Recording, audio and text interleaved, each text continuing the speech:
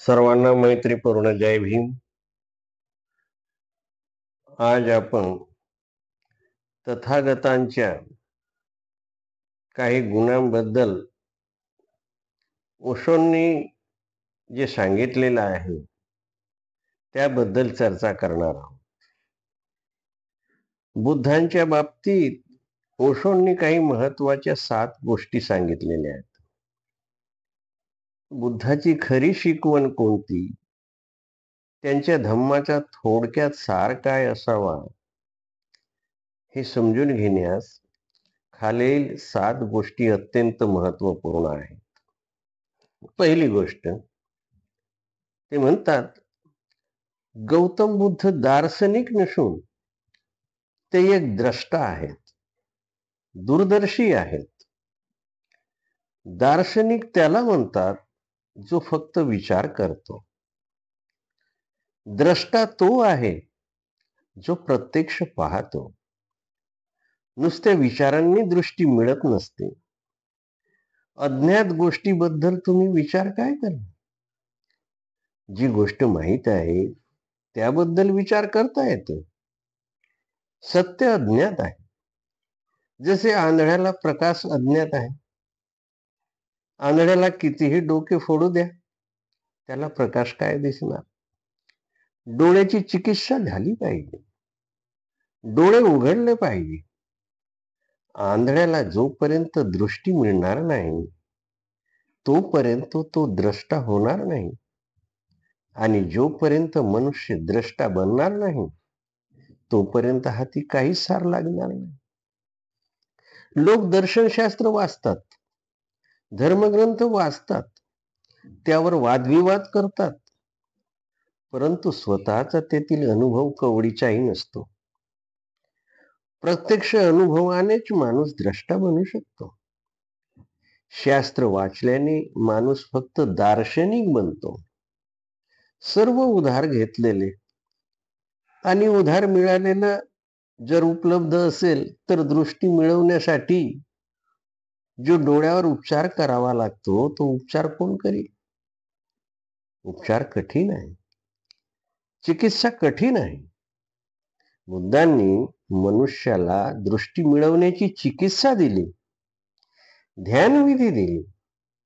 ध्यानाने माणसाची आतील दृष्टी उघडते, आणि एकदा ही दृष्टी उघडली की मनुष्य सत्य तेच पाहतो. जे आंधळ्यांना म्हणजे मिथ्या दृष्टी असणाऱ्यांना, अज्ञानांना जे दिसत नाही ते अंतर्दृष्टी प्राप्त व्यक्तीला दिसू लागते, संबोधी प्राप्त व्यक्तीला दिसू लागते. आणि ही दृष्टी मिळवण्यासाठी सर्व संस्कारातून मुक्त होणे गरजेचे असते. धर्मग्रंथातून मुक्त होणे गरजेचे असते. दर्शनशास्त्रातून मुक्त होणे गरजेचे असते. जो दर्शनशास्त्रातून मुक्त होतो तोच खरा द्रष्टा होतो. जो सत्याला पाहण्यास समर्थ होतो तोच खरा द्रष्टा होतो. तोच सत्याला पाहण्यास समर्थ होतो. दुसरी गोष्ट ओशोंनी सांगितलेली आहे की भगवान बुद्ध पारंपरिक नाहीत, तर ते मौलिक आहेत. बुद्ध कुठल्याही परंपरेला मानत नाही किंवा परंपरेची प्रशंसा पण करीत नाहीत.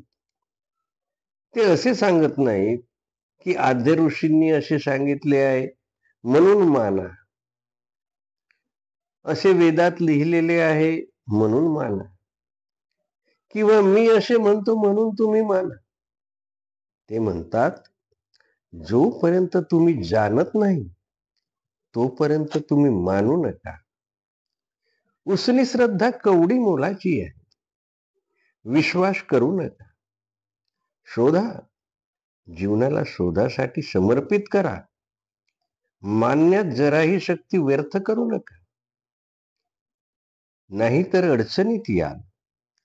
मानता मानताच लोक भटकलेले आहेत. बुद्ध परंपरेचे गुणगान गात बसत नाही, किंवा ते असेही म्हणत नाही की जे मी सांगतो ते योग्यच असले पाहिजे. ते फक्त एवढेच सांगतात की मी असे पाहिलेले आहे. याला स्वीकारलेच पाहिजे असे नाही. याला एक परिकल्पना समजून स्वीकारा. परिकल्पनेचा अर्थ आहे हायपोथेसिस. जसे की मी तुम्हाला सांगतो, घरात दिवा जळत आहे, तर ते तुम्ही मानण्याची गरज नाही. घरी या आणि दिवा जळताना पहा.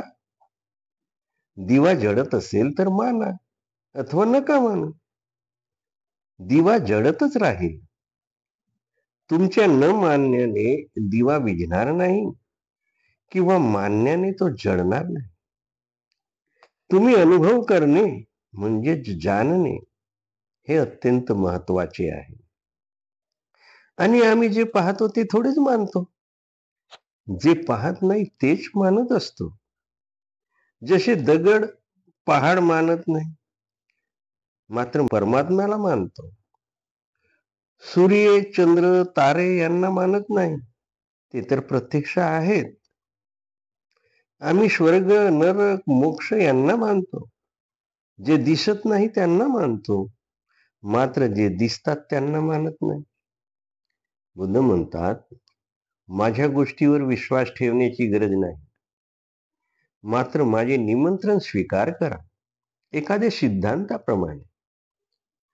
जसे एखादा वैज्ञानिक म्हणतो 100 डिग्रीवर पाण्याची वाफ होते, हे मानण्याची गरज नाही. शेगडी तुमच्या घरी आहे, पाणी उपलब्ध आहे. शेगडीवर पाणी गरम करा, परीक्षण करा. तुम्हाला आढळेल की 100 डिग्रीवर पाण्याची वाफ झाली. परीक्षण करण्यासाठी जी गोष्ट ग्राह्य धरण्यात येते ती परिकल्पना, हायपोथेसिस, अजून स्वीकार केलेली नाही की ती गोष्ट सत्य आहे. मात्र बुद्ध म्हणतात, म्हणून स्वीकार करायला काय हरकत आहे? कदाचित सत्य असेल नसेल, प्रयोग करून पाहू. प्रयोगच ते सिद्ध करेल की सत्य आहे की नाही. म्हणून बुद्ध पारंपरिक नाहीत, ते मौलिक आहेत. विचारांची परंपरा असते, मात्र दृष्टीची मौलिकता असते. विचार गतकाळातील असतात, दृष्टी वर्तमानात वावरते. विचार दुसऱ्यांचे असतात, दृष्टी आपली स्वतःची असते. तिसरी गोष्ट ओशो सांगतात, बुद्ध शास्त्री नाहीत, पंडित नाहीत, बुद्ध वैज्ञानिक आहेत. बुद्धांनी धम्माला पहिल्यांदा वैज्ञानिक प्रतिष्ठा दिली. धम्माला विज्ञानाच्या सिंहासनावर विराजमान केले. त्यापूर्वी धर्म म्हणजे अंधविश्वास होता. बुद्धांनी धम्माला अतिशय उच्च महत्व प्रदान केले. धम्म जीवनाचे परमसत्य आहे. धम्म तर शाश्वत आहे आणि सनातन आहे. आपल्याला जेव्हा ती दृष्टी लाभेल तेव्हा ते आपण पाहू शकतो.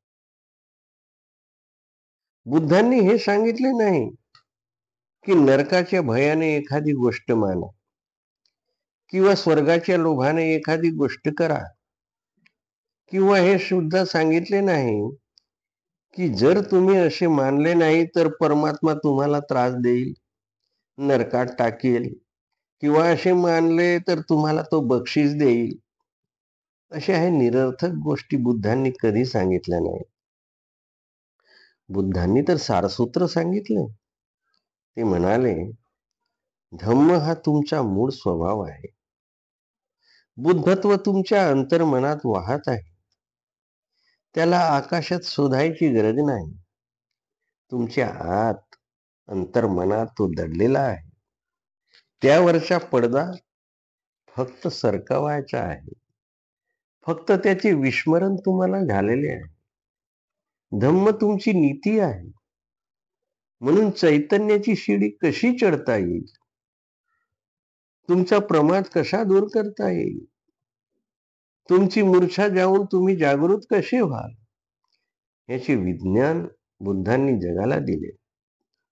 आणि स्वतःला ज्यांनी अंतर्मनात झोपून दिलं त्यांना मानावंच लागलं की बुद्ध जे म्हणतात ते अगदी सत्य आहे. एक अपूर्व क्रांती होती. ही एक अपूर्व क्रांती होती. पूर्वी असं कधी घडलं नव्हतं. बुद्ध हे एक मानवी इतिहासात मैलाचा दगड ठरले. अनेक धर्म संस्थापक झाले, महामानव झाले, परंतु मानव इतिहासात मैलाचा दगड ठरलेले फारच थोडे. महावीर, कृष्ण, राम सुद्धा मैलाचा दगड ठरलेले नाही. करोडो लोकांमध्ये एखादा संत होतो. करोडो संतात एखादा मैलाचा दगड होतो. मैलाचा दगड म्हणजे त्यानंतर मनुष्य समाज तोच राहत नाही जसा तो पूर्वी होता. सर्वच बदलून जातं. मानवाचा इतिहासच बदलून जातो. सर्व रूपांतरित होते. मानवाला एक नवीन दृष्टी, एक नवीन विचार लाभतो, जो बुद्धांनी साऱ्या मानव जातीला दिला. बुद्धांबरोबरच धर्म अंधविश्वास राहिलेला नाही. तो अंतरंगाचा शोध बनला. आस्तिक असो की नास्तिक, ईश्वर मानणारा असो की नसो, चिंता करण्याचे कारण नाही. अंतरखोज करण्यासाठी, अंतर्दृष्टी प्राप्तीसाठी काहीही मानण्याची गरज नाही. शुद्ध श्वास तर पाहू शकतो, ध्यान तर करू शकतो. त्यासाठी ना ईश्वराची गरज ना आत्म्याची गरज. ज्या दिवशी तुम्ही ध्यान साधाल, बुद्धत्वाचे दर्शन होईल, त्या दिवशी तुम्ही मानल्याशिवाय कसे राहू शकाल? बुद्धांनी नास्तिकांना सुद्धा धार्मिक बनवले. म्हणून बुद्धांकडे जे लोक आकर्षित झाले ते फारच बुद्धिमान लोक होते. बहुधा साधू संतांकडे बुद्धिहीन लोक आकर्षित होत असतात. मूर्छित आणि मुर्दा लोक आकर्षित होतात. बुद्धांनी अशांना आकर्षित केले ज्यांच्याकडे महत्तम गुणांची संभावना होती. बुद्धांनी लोकांमध्ये नवचैतन्य निर्माण केले जे पूर्वी कोणीच करू शकला नाही. बुद्धांकडे असे लोक आकर्षित झाले की जे जुन्या धर्माला मानत नव्हते, कारण त्यांच्याकडे प्रज्वलित तर्क होता. म्हणूनच बुद्ध दार्शनिक नसले तरी त्यांचे जवळ ह्या देशातील मोठमोठे दार्शनिक जमा झाले. एकट्या बुद्धांजवळ एवढे दर्शनशास्त्र निर्माण झाले की मनुष्य जातीच्या इतिहासात कुठल्याही दुसऱ्या व्यक्तीकडे आजपर्यंत झाले नाही. बुद्धांचे शिष्य एवढे महान विचारक होते की ज्याची तुलना या संपूर्ण पृथ्वीवर सापडणे कठीण. हे सारे कसे घडले? बुद्धांनी महान आस्तिकांना आकर्षित केले. आस्तिकांना मंदिरात बोलावणे सोपे असते, मात्र नास्तिकांना मंदिरात प्रवेश करायला लावणे म्हणजे विशेष गोष्ट होती. बुद्धांचे मंदिर एवढे विशाल कसे, ज्यांच्याकडे कोणीही आकर्षित व्हावं? बुद्ध हे खरे वैज्ञानिक होते. म्हणूनच नास्तिक सुद्धा आकर्षित झाले. विज्ञानाला कोणीच दूर करू शकत नाही. मनात शंका आहे, मग चला शंकेचीच शिडी करू. शंकेने शोध लागू शकतो. शंका अनावश्यक नाही. शंका ही शोधाचीच जननी आहे. म्हणून शंकेला दूर लोटू नका, तिचा फायदा करून घ्या. बुद्ध म्हणतात, क्रोध ही ऊर्जा आहे. ती ऊर्जा प्रेमात रूपांतरित करता येते. द्वेष ही पण ऊर्जा आहे. तिचे रूपांतर करुणेत करता येते. बुद्धांनी रूपांतराची प्रक्रिया शिकवली. काही असं घडायला हवं की शंका हीच श्रद्धा बनावी. शंकेचे रूपांतरण व्हावे, खंडन नव्हे. ऊर्जेचे अधोगमन नव्हे, ऊर्ध्वगमन व्हावे. असे व्हायला हवे की तुमच्या हातातील दगडधोंडे हिरे बनावेत, आपल्या जीवनाच्या चिखलातून सुंदर सुवासिक कमळाचा जन्म व्हावा. आणि बुद्धांनी अशीच किमया केली. म्हणून बुद्धांचा प्रभाव जसा काल होता तसाच तो आताही आहे व उद्याही राहणार आहे. चौथी गोष्ट, बुद्ध सिद्धांतवादी नाहीत, तर अत्यंत व्यावहारिक. बुद्धांनी त्यांच्या जीवनात उच्चतम अवस्था गाठली. त्यांनी प्रत्येक क्षेत्रात गगनभेदी उडी मारली, मात्र पृथ्वीवर पाय मजबूत रोवून ठेवले. फक्त हवेतच पंख हलवले नाही. बुद्धांनी आपले पाय जमिनीवर असे रोवले की कोणी हलवू शकला नाही. त्यांनी यथार्थाला कधीही नजरेआड केलेले नाही. यथार्थाच्या पायावरच उंच उंच मंदिर बांधले. मंदिरावर प्रगतीचे स्वर्ण कलश चढवले. मात्र मंदिराचे स्वर्ण कलश तर जमिनीत दडलेल्या दगडावरच टिकत असतात. बुद्धांनी एक मंदिर बनवले ज्याला पाया पण आहे आणि शिखर पण आहे. या जगात बरेच लोक आहेत ज्यांचे पाय जमिनीवरच रोवलेले असतात, खुंटासारखे, यथार्थाचे खुंट. जसे मार्क्सवादी, चार्वाकवादी हे यथार्थाचे खुंट आहेत. ते जमिनीवर पाय तर रोवतात, परंतु त्यांच्यात आकाशात उंच भरारी मारण्याची आकांक्षा नाही. आकाशापर्यंत उडण्याची क्षमता नाही, कारण ते आकांक्षांना छाटून टाकतात आणि सांगू लागतात की ह्या जगात आदर्श बिलकुल नाही. फक्त खाणे, पिणे, मौज करणे हेच जीवन आहे, हेच सर्वस्व आहे, मातीच सर्व काही आहे. अशा लोकांच्या जीवनाचं कमल कधी फुलणारच नाही. ज्याची मुळेच छाटून टाकली, ज्याला आग्रहपूर्वक नाकारलं, त्याचा जन्म कसा होणार? म्हणूनच बाबासाहेब आंबेडकर मार्क्सवाद्यांना म्हणतात की यांना सकाळी ब्रेकफास्टसाठी कोंबडीची टांग व पाव मलाई मिळाली की सारेच मिळवले. त्यांना धम्म, नीती ही अपुची गोडीच वाटते. आणि दुसरीकडे आहेत सिद्धांतवादी. ते तर आकाशात पाय हलवत राहतात. त्यांचे पाय जमिनीवर पडतच नाही. ते आदर्शात जगतच नाही. यथार्थाशी, वास्तवाशी त्यांची कधीच भेट होत नाही. जणू वास्तवाशी त्यांचे घेणे देणेच नाही. त्यांच्या डोळ्यात स्वप्नातले आकाश कुसुम उमलतात. अस्सल कुसुम कधी उमलतच नाही. बुद्ध स्वप्नवादी नाही, परम व्यवहारिक आहेत. मात्र चार्वाक व मार्क्स सारखे व्यवहारवादी पण नाही. त्यांचा व्यवहारवाद अंतर्मनात दडलेल्या आदर्शाची संभावना असते. मात्र त्यासाठी जमिनीवर पाय टेकलेले असले पाहिजे. ज्याने जमिनीवर पाय मजबूत रोवले तो आकाशाला गवसणी घालण्यासाठी समर्थ होऊ शकतो. मात्र सुरुवात जमिनीपासूनच करावी लागेल. म्हणूनच बुद्धांनी ईश्वर नाकारला. ईश्वर संकल्पना आकाशातील स्वप्नात माणसाला रंगवून टाकते. बुद्ध म्हणतात, प्रथम जमिनीवर पाय ठेवा, अर्थात ध्यान करा. ध्यानाने तुमची चेतना प्रकाशमान होईल, अंतर्चक्षु खुलतील. ध्यानाचा वृक्ष जमिनीवर स्थिर झाल्यास, त्याची मुळे जमिनी दूरवर पसरल्यास तो वृक्ष आकाशाकडे उठायला लागेल.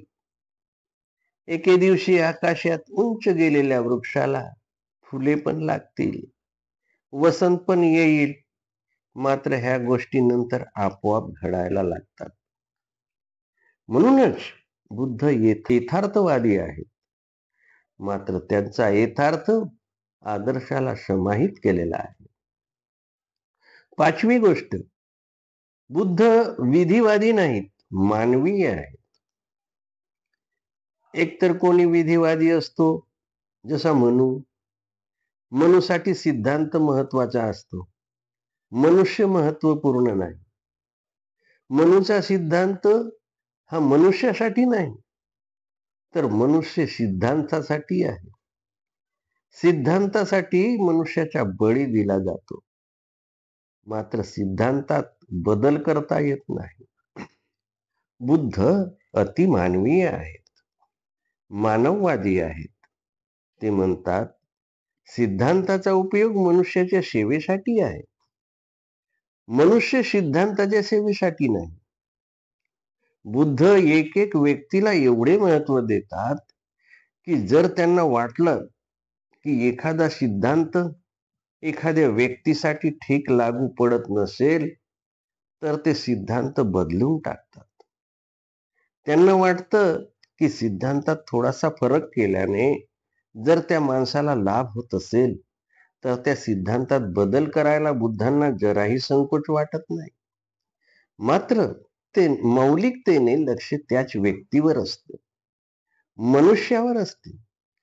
मनुष्य परम आहे, मनुष्य मापदंड आहे. सर्व वस्तू माणसाच्या कसोटीवर मापल्या जाव्यात. आणि म्हणूनच बुद्ध वर्णव्यवस्थेला मान्य करू शकत नाही. म्हणूनच त्यांनी आश्रम व्यवस्थेलाही अमान्य केले, कारण हे दोन्ही सिद्धांत जड सिद्धांत आहेत. बुद्ध म्हणतात, ब्राह्मण तोच जो ब्रह्माला जाणतो. ब्रह्म म्हणजे मनाची निर्विकार अवस्था, आनंदमय अवस्था, अर्हताची अवस्था, बुद्धत्वाची अवस्था. आणि शूद्र तोच जो नीच कर्म करतो. शूद्राच्या घरी जन्मल्याने कोणी शूद्र होत नाही. बुद्धांच्या गणिताप्रमाणे अनेक ब्राह्मण शूद्र असतात आणि अनेक शूद्र ब्राह्मण होतात. मनुष्य संपूर्ण शास्त्राला बुद्धांनी मुळासकट उपटून फेकून दिलाय. म्हणूनच वैदिकांनी बुद्धावर कधीही प्रेम केले नाही. बुद्धांची सतत निंदा नालस्ती केली, कारण ब्राह्मणांची वर्णव्यवस्था बुद्धांनी अस्तव्यस्त करून टाकली. बुद्धांनी वर्णव्यवस्था आणि आश्रम व्यवस्था सुद्धा उद्ध्वस्त केली. युवकांना संन्यस्त बनवले.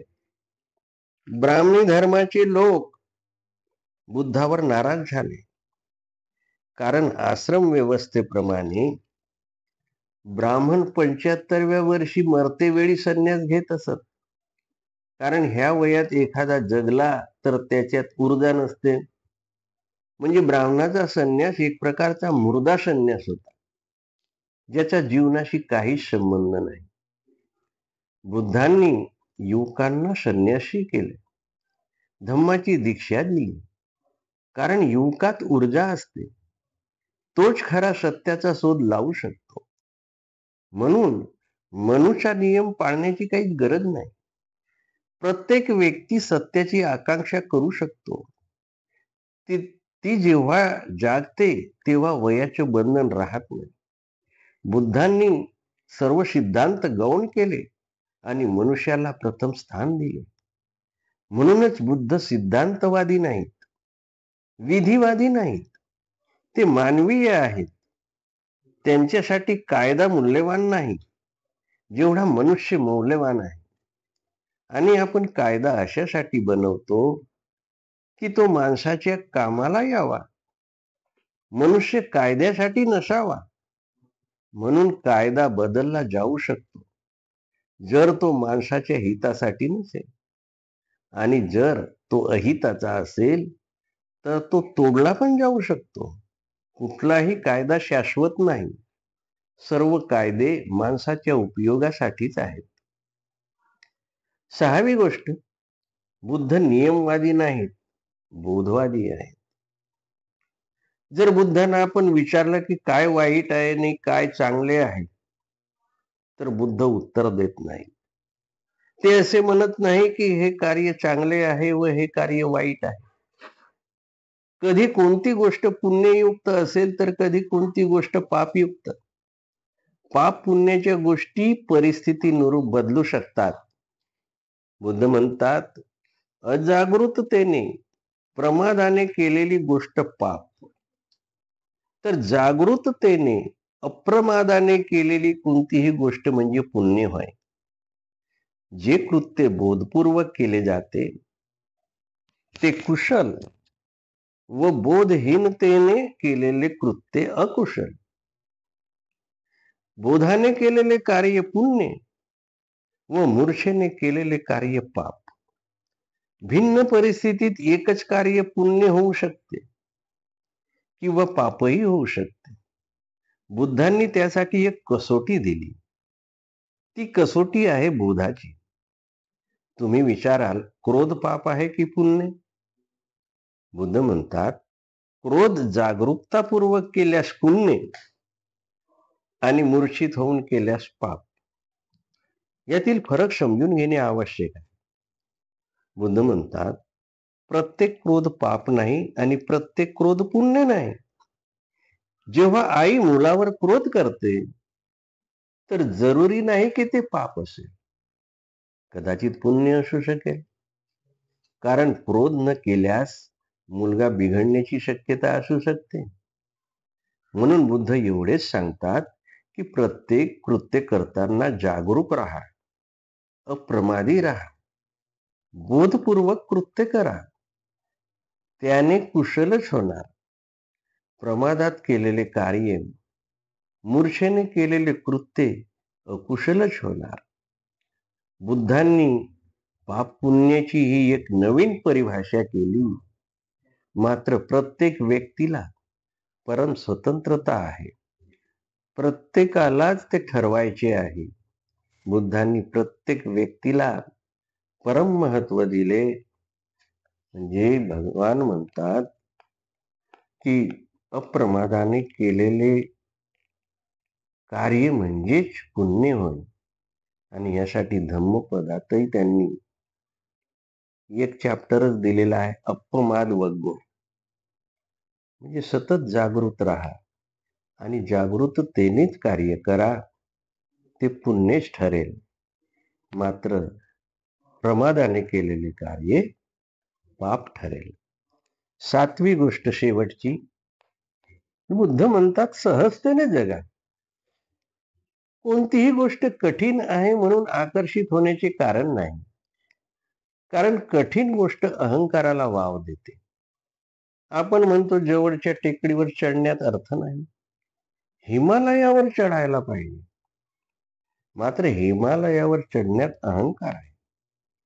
अहंकार कठीण गोष्टीत दडलेला असतो. मात्र अशाने जे सहज आणि सुगम आहे ते हातातून निसटून जाते आणि दूरवरचे तारे हस्तगत करण्यासाठी माणूस धडपडत राहतो आणि हात रिकामीच्या रिकामीच राहतात. मनुष्य कधी चंद्रावरही चालायला लागतो, परंतु पृथ्वीवर त्याला चालता येत नाही.